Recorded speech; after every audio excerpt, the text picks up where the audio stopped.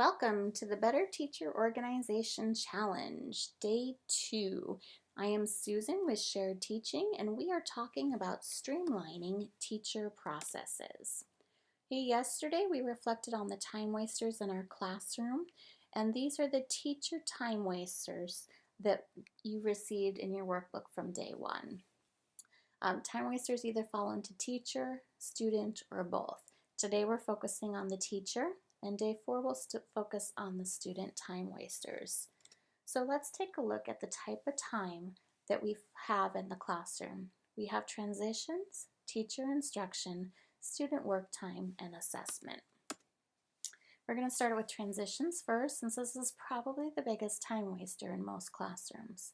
We have arrival, dismissal, transitions between subjects, before and after specials, the restroom, and any unplanned interruptions. Okay, for arrival procedures, I feel like this is the biggest transition because it sets the tone for the whole rest of your day. You need to have this procedure carefully mapped out and running smoothly. Really take some time to think about how you want this to look like. When I was planning my day, I knew that routine was going to play a big part in how I wanted each piece of my day to go. Of course, this means that my arrival procedure is also very routine. The kids come in the morning, they check the pocket chart, which I'll show you in just a minute. They unpack any needed supplies, which are their everyday routine items, plus any extra items that are listed on the pocket chart. So daily items might be their 4 sharpened pencils, the folder and notebook that correspond to the morning subjects.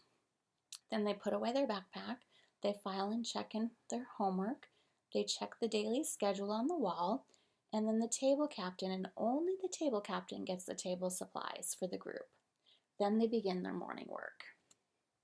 So here's a picture of that pocket chart. It's just one of those mini pocket charts from Target. I posted it underneath my schedule, which you can also see on the right corner.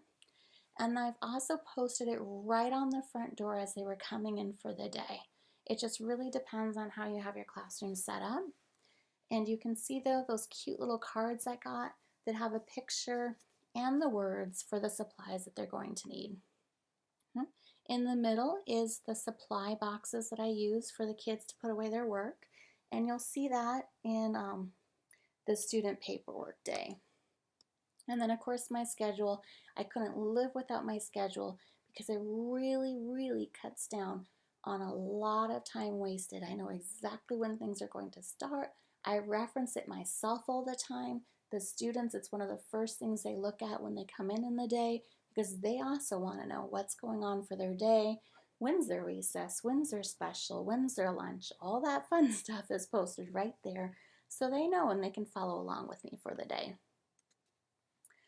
Okay, going on class-wide bathroom breaks can really eat into a lot of your instruction time. Throughout this 5-day challenge, I want you to be reflecting on what is currently happening in your classroom. Are you satisfied with how much time things such as your bathroom procedure are taking? Is there a way to make it even more efficient? Don't be afraid to try something new. I'm always mixing things up throughout the school year and from year to year to find out what really works for me.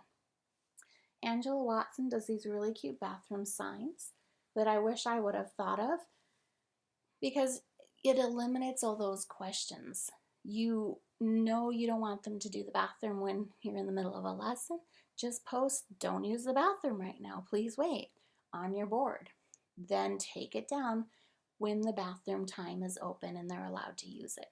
Of course, you got to teach them those procedures, what to do in an emergency. The bathroom is never just closed. I've used these punch cards very successfully. You can find these free ones on Eberopolis, or you can create your own, which is what I've always done. I did 4th grade, so we had 4 punches for the quarter. And it's really just teaching them and reinforcing that you want to use their time at recess and lunch to use the restroom rather than during your instruction time. And of course, you really want to keep a bathroom log. This is not so much to make your bathroom procedure more efficient, but to have proof of your bathroom times, because you always have a parent that says Johnny came home and said you don't allow him to use the bathroom. Now you can show them that log at parent-teacher conference and you have evidence, solid evidence, of him signing in and out, use the bathroom 5 times a day. Okay, when it comes to taking attendance, you really want to make sure you're doing the most efficient you can, because this can eat a lot of your time, and I've always been guilty of this one. Okay, so there's some cute ways to do it. There's a lot of different ideas on Pinterest as well. I found just a couple.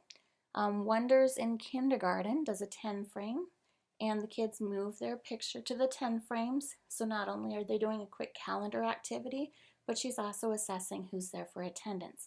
Double duty I love. Okay, then we have from the Smart Exchange, if you have a smart notebook, really great website you should be utilizing all the time. And they simply move the owl with the name to the tree. There's lots of different varieties you can get. You can also get some paid versions, PowerPoint, and I think Smartboard, maybe even Promethean boards are on Teachers Pay Teachers.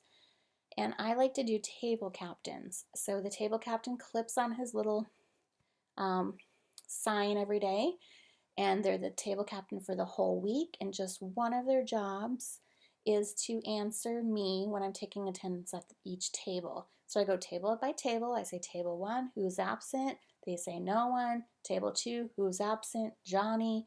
And I just quickly only call 6 tables, and I have my attendance rather than calling 32 names. Okay, for teacher instruction, there's a lot of ways we can waste our time. So let's just look at giving directions. I had a coach this year give me this really great idea because she observed me and noticed that I'm always saying the same things and interrupting kids in the middle of a test to give them quick little reminders because I want them to do well, but I'm interrupting them to tell them.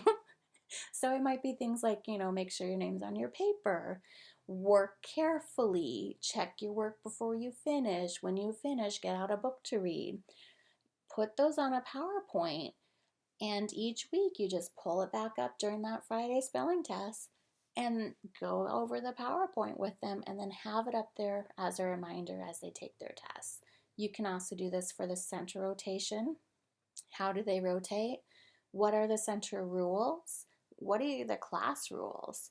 You could do it for your daily warm-ups, and I like to have different warm-ups for each subject, so this helps kids keep it more clear in their mind, especially if you're doing something different on Mondays and Wednesdays rather than the same thing every day of the week. And also, when you have them do group work, put the directions up there on how you want the groups to look like, sound like, and it will be a great reference. Kind of like your anchor charts. You can do a PowerPoint or an anchor chart. Works the same way, but it'll cut down on unnecessary talking and give them more time to work. Okay, so which leads us into student work time.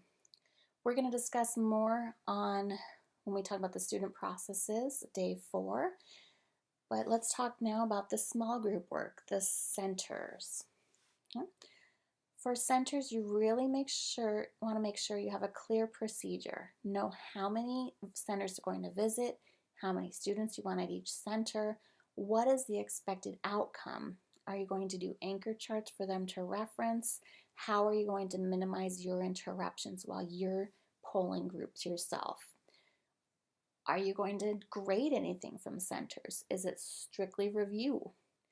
Are you going to have a paper product? Do you need a paper product for when they're finished?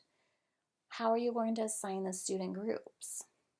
There's a lot of different ways to do all this. I love centers, so I hope to have a lot more resources on my blog soon about centers. In the meantime, I have some great Pinterest boards you can look at that will give you a lot of ideas. These are just a couple things I found. The first 2 are mine. You can have simple as each group gets 1 tub and that's their center. You can have 2 kids go to 2 different centers a day, but you have to plan for at least 10 centers or more, depending on how many students you have to fit 2 at a center.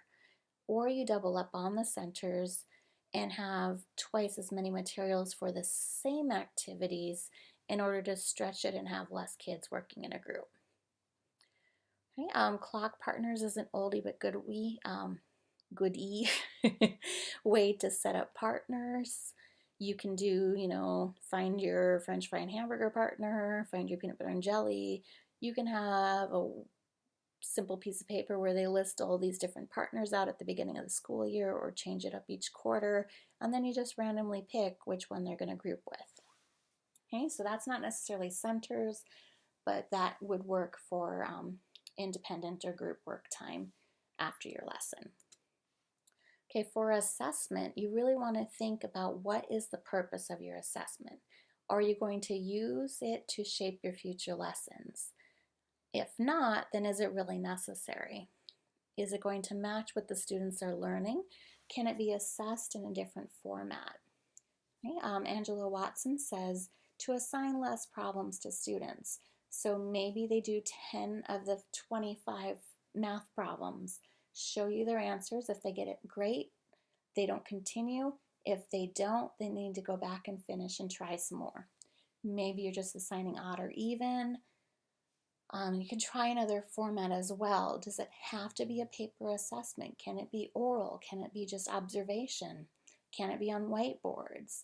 Does it need to have a paper that they're turning in later? And then, of course, you can always try digital. Things like Plickers are great for assessing quickly throughout a lesson.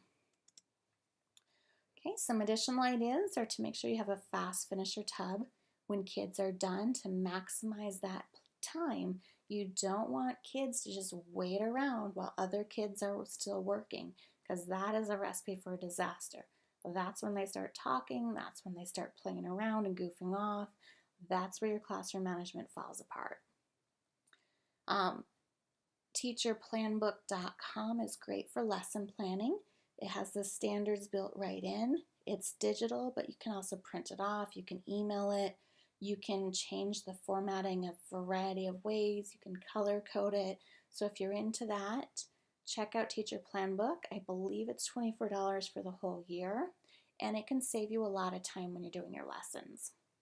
Sign Up Genius is my new best friend. I found that out just this last year when I did my parent-teacher conferences. You sign up, you create a list of what your event is. In my case, my event was my parent conferences. And then you give a link to the parents. The parents go in online, they can see exactly what slots are available and not available, and they sign themselves up. There's no more getting all these slips back from students with first and second choice, maybe even third choice, and you're spending a lot of time trying to maneuver them around and figuring out who's going where. For parents that do not have the internet, you just send them home the information, just like the old-fashioned way, and they choose a couple time slots that you have available. You could also block out a series of time you have especially for those parents, but I did not have that many parents that did not have access to sign up somehow, even just through a phone, so it worked out really well this year. All right, thank you for watching day 2 of the Better Teacher Organization Challenge with me, Susan from Shared Teaching. If you missed day 1, please head on over to that link and sign up to get all 5 days of this free challenge. Thank you so much, and I'll see you tomorrow.